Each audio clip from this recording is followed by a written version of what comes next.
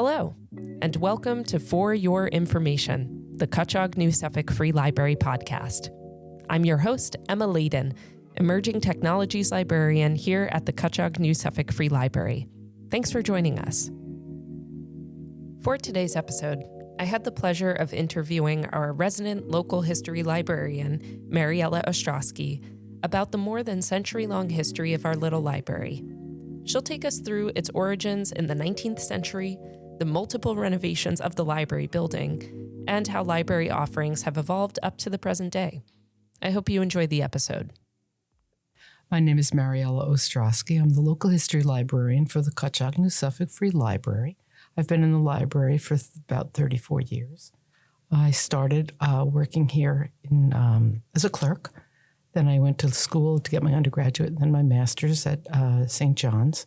The then director, Jane Minerva, kept putting flyers for schools in my folder, and I eventually took off with it. It was a wonderful thing. It was great of her to encourage me, and I found out that I could get straight A's, which was very uplifting.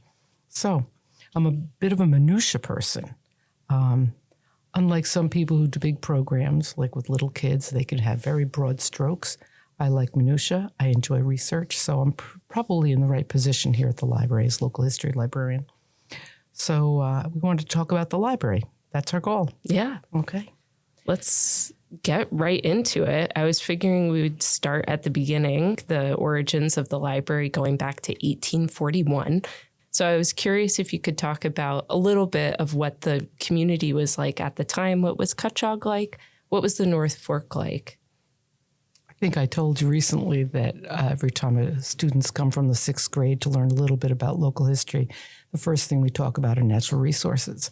So in Cutchogue, they had really wonderful arid land and a water that they could supply. So they became agricultural, and they had lots of space for agriculture. And it was very successful. So communities became on the North Fork, and Cutchogue was established.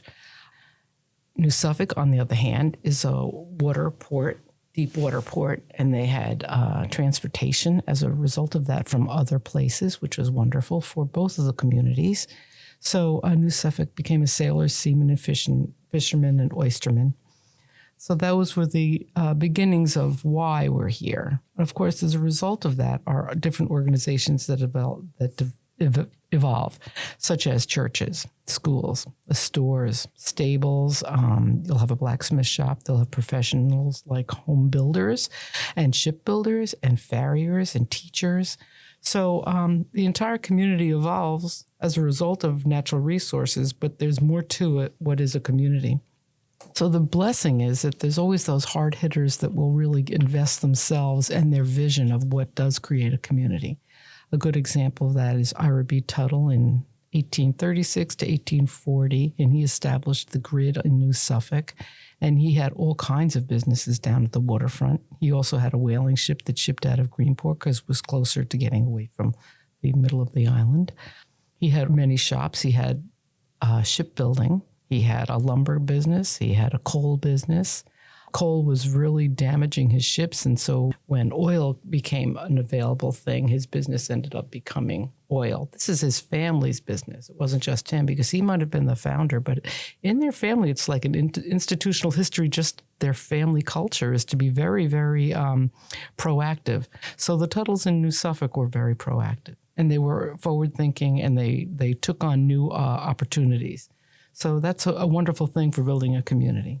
I can't be very specific about the people who did the same in Cutchogue, but I can say that Ira Tuttle and his family were very active in the Cutchogue Presbyterian Church. And as a result of that, members of that church were very instrumental in having a good community. I mean, they were the people in the community that gathered together for their religious reasons, but as a result, other parts of the community developed.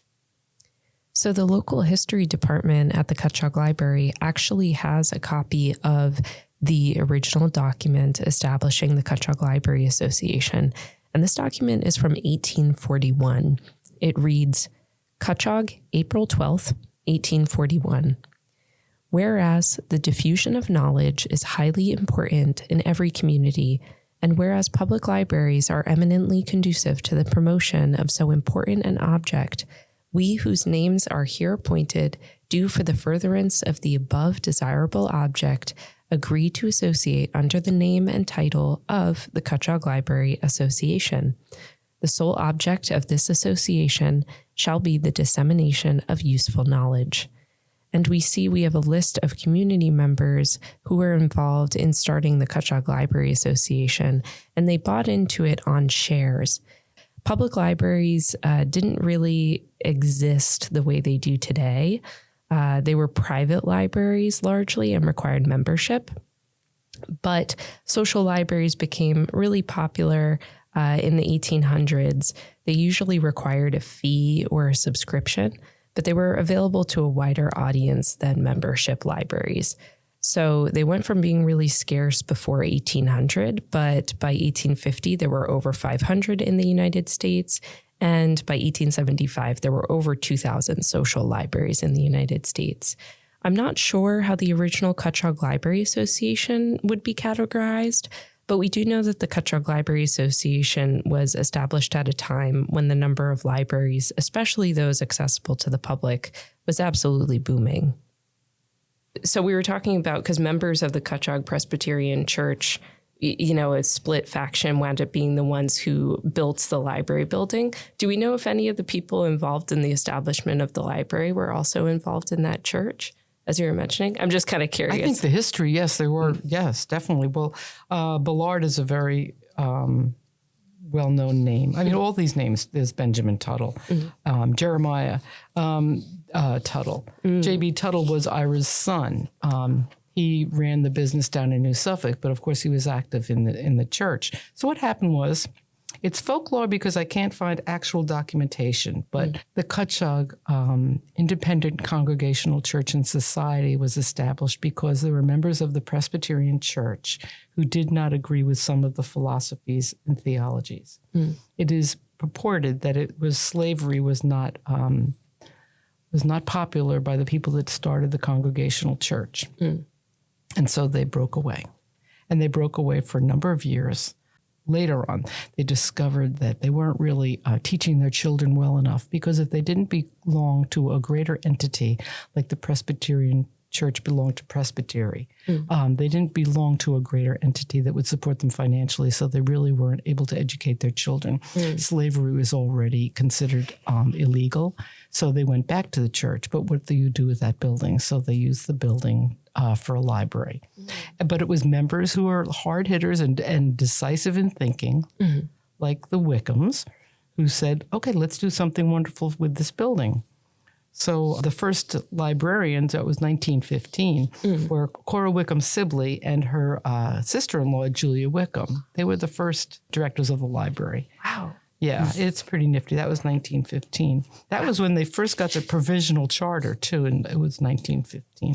So they had the 1841 establishment of the Cutchogue Library Association, which perhaps was a bit more informal. We don't know where they had those books or if they even had a building to meet in. Yes. But then by 1915, after the building of the Independent Congregational Society Church, that they then decided to convert that into a library. Yes. And so by 1915, we actually had librarians in the building, yes, and a building to use as a library. And when you say librarians, it's just probably well-educated, interested people that would probably ask for donations of books to start. They probably didn't have a lot of funding. It was a matter of just finding a start. I was wondering if you could speak to a little bit more what the building was like, I guess, through the decades up until that 1980s renovation where we saw a really big expansion. So as you know, the original church is one building, single story. There's a vestibule. You walk into the church, and then there's a pulpit at the back. At one point, that was used just for staff, a staff area, before the addition to the church. And that was challenging because there was only one heat vent, so the staff, if they wanted to keep warm, had to stand in the front of the building. So it was very crowded. They had everything there. They had children's and adult services. If they were going to have a program for children, like just a story hour, the visitors who were adults looking for books would end up having to use a flashlight to go seek out the book that they were looking to find. So it was very crowded. There was one aisle down the middle of the room with stacks on either side. There was a spot where there was an audio player, but the audio was actually just albums. And they had a headset and a hard chair to sit on. And I do remember D'Adonisio laughing about one patron who used to come in and he'd be here for so long, he kind of just lay down on the floor and he would listen to music. And so that was just like, it's a thing that hits your head and you say, what the heck is going on? And yet if somebody did it now, you'd think, oh, we're really in trouble now. But the truth is, it was just somebody who was well known and wanted a cozy spot to listen. Mm-hmm. And it seems to be that that warmth happens here now. I mean, people can go find a nice spot.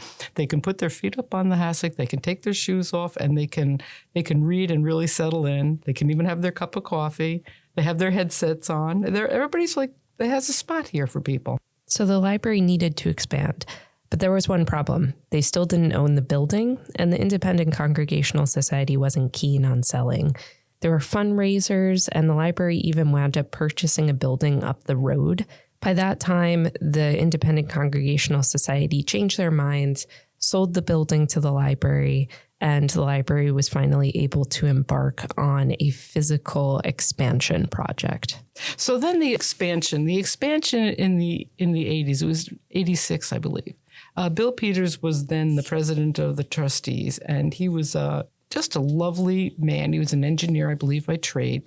He was totally dedicated to having something wonderful happen for the library. Jane Minerva was the director. Jane was very forward-thinking. If there was a new product that we could have at the library, she would say, let's get it. And it was so well used. Our circulation per capita was higher than any in the county. Our expense was higher than others in the county, too, because of that. There's expense to having materials. There's an expense to providing things. But if they're well used, your numbers are justified. That's the exciting thing, is that you really are following what people's demands are. You're spending the money for what they want, and then they come back for more. So that's the best thing that could ever happen. So they put an expansion on, and that doubled the space. It also had a basement. The basement was not for patrons. It was staff use only. And it was pretty basic. Everybody had folding tables. Nobody had proper desks. Oh, really? It was just folding tables set up, in a grid pattern, so everybody had a place to work. And there were shelves. There were old shelves on the wall, at the wall side around the wall. Bookkeeping was right in the middle of it. So if you're trying to do your numbers, God bless the bookkeepers. There was no quiet because we're always doing things. Or processing different kinds of materials, or painting something for the juvenile room. It was just pretty wild down there. I mean, right now there's little cubbies of a sort. Mm-hmm. Still, it can get kind of busy there now. Our local libraries nearby hadn't gone to that expense or that trouble yet, so their patrons were coming here, and it was a very high percentage of our circulation numbers were out of district, which you really don't mind if you have the materials or enough to share. But since it was so new that this uplift in our collection had happened, that our people were getting, our taxpayers, Cutchogue, New Suffolk taxpayers, were being frustrated by not being able to find things, and they were out of district.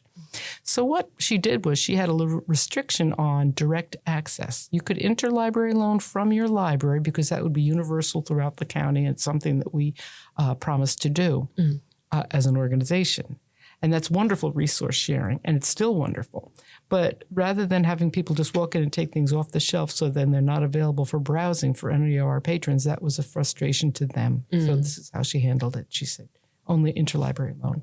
And that lasted for a while until other libraries had their own expansions. So she kind of like pushed them to, come on, look at what you have and how are you serving your patrons. Then in 1994, or to 6, they put the choir loft, they changed that into the local history room. And that was pretty formal. I think Jane had wanted to do that in her retirement. It didn't work out that way. Wendy Reeve worked on it for a while. Then a number of other staff members kind of stepped in, but they didn't find it a passion. So I guess I was lucky because I could. I couldn't tell you how much paper had to be put away. Wendy left a very nice vertical file organization structure, which is great to follow and to then make into a digital organizational structure. So you just keep following the pattern and materials are saved. And that collection was really the beginning, and it was started because the Historical Council had ephemera that they didn't want to manage. They have so many buildings, and the expense of that, they didn't really want to hire somebody to manage this material, find a way to have climate control. It was too big a project. So Jane said, let's collaborate. You give us the materials, you help us establish a room, and then walk away, we'll do it. And so that's what's been happening. It's been pretty successful. It's very exciting when people come in and they ask questions and we find the answers. Yeah, it's lots of fun. That's the research part. I'd say in the library now, because of our culture, that's the only research library at this time. Library services have continued to evolve into the digital age, but we continue to offer reference and research assistance, so bring your questions to us. The internet has really changed how people seek out information, though. We used to have a little Post-it note on the bulletin board by the phone every Christmas time to name the reindeer for, the reindeer, Rudolph the red-nosed reindeer and all the other reindeers. And of course, I never had children. I can't remember their names. But boy, we had to have that on there because people were asking year after year. Now nobody asks that. They just go to the internet. What are the reindeer names? They're more independent. But then during my time, I'd had some experience where people were looking for very important information like best doctors for cancer. And it was, when you've got a person got tears in their eyes because they have cancer and you're trying to help them find the best doctor that's closest to them. And then when they come back and said things worked out, it's like, oh, life is beautiful if you can be helpful. That's memorable. Of the 34 years that sticks out in my mind, I still see that woman in my head. So, and it's funny, once you help somebody with something that personal, they're kind of like your family for life. Yep. Yeah. So people are more independent now. They're not doing research in the same way. So it's okay. Even little kids will come in and think that they're supposed to hand you their assignment. No. The goal is you come in, say what you're looking for, and we do the research. I hand you the materials, and you read it, and you find out about things. And one little bit of information will lead you to the next. And why did we open this drawer and find out we had to go to 3 drawers down? What was there?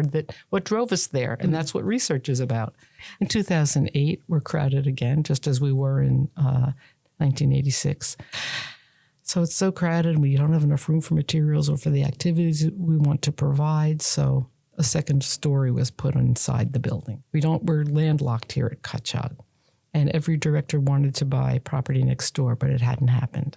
So in 2008, Liz Burns worked with the then board and an architect, and a second story was put on. The second floor was put inside.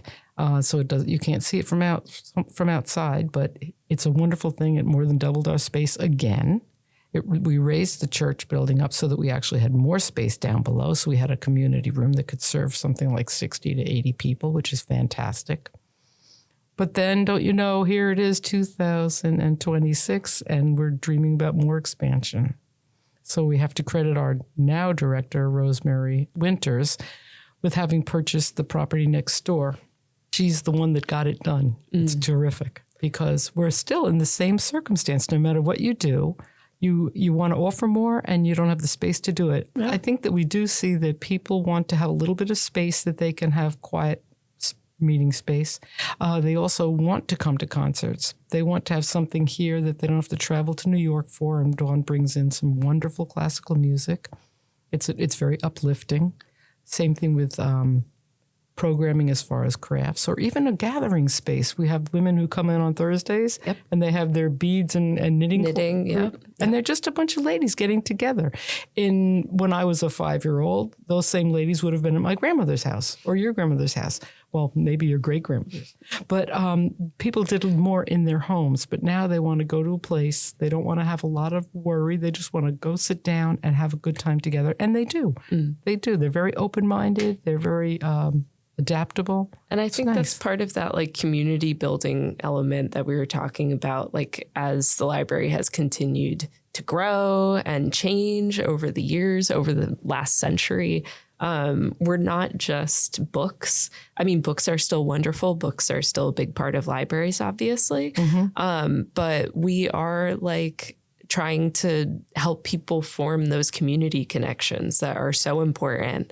And when you were talking about, you know, making community connections in local history for the purpose of like getting people the information that they need, right? Like we're It's fun. We're social creatures, and like the way that we learn and grow and all of that is with each other. Another wonderful thing is it's not just in the building. We communicate with other organizations outside of the building. Like I will do things with the Historical Council, and we'll share programming, or we'll share displays or research and how to provide more for them so they can be more relevant in the community. And then Dawn will have the hikes, and she'll have hikes to different parks all over Long Island because people from here want to go take that walk. They enjoy it. It's uplifting. And then, of course, to see a local vineyard and to have the opportunity, just as a library group, to see the vineyard. And then when they see one another again at the library, they'll say, wasn't that a great walk? Or they have something that they've shared with somebody who's a neighbor but not living next door. It's really good for community building. Do you have any predictions for like the next 5 years, the next 10 years? The thing I think that's the winning ticket here is making it personal. Yeah. Listening to people, listening to what they have to say, and keying in to what has value to them. And there are going to be people who come to the library, and if they even walk in the door, there's something going on. If they don't walk in the door, we can't get there. But people who walk in the door have a vision or a dream. Just think about the Friends of the Library. They knock themselves out to do fundraising for the library, and it's a little bit at a time because it's a lot of work and not a great deal of reward at one time. And yet they keep doing it because they see that we want them to have a sense of place. I think that's what it is, a sense of place. Yeah, maybe that's the key.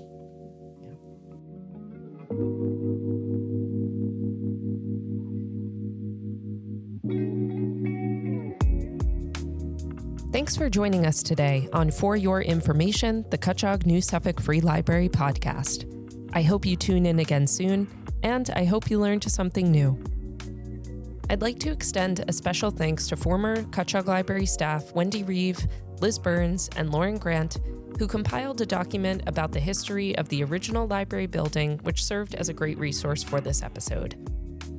I'd also like to extend a very sincere thanks to Floyd Memorial Library staff Christopher Bianchi and Ian Fleury for generously walking me through their setup and answering my many podcasting questions. This podcast would have been much more intimidating to produce without your help, and it's much appreciated. For Your Information is a production of the Cutchogue New Suffolk Free Library. Our intro and outro music is Lavender Sky by Kaizan Blue. I'm your host, producer, editor, and emerging technologies librarian, Emma Layden. We'll catch you next time. Until then, stay open to new ideas.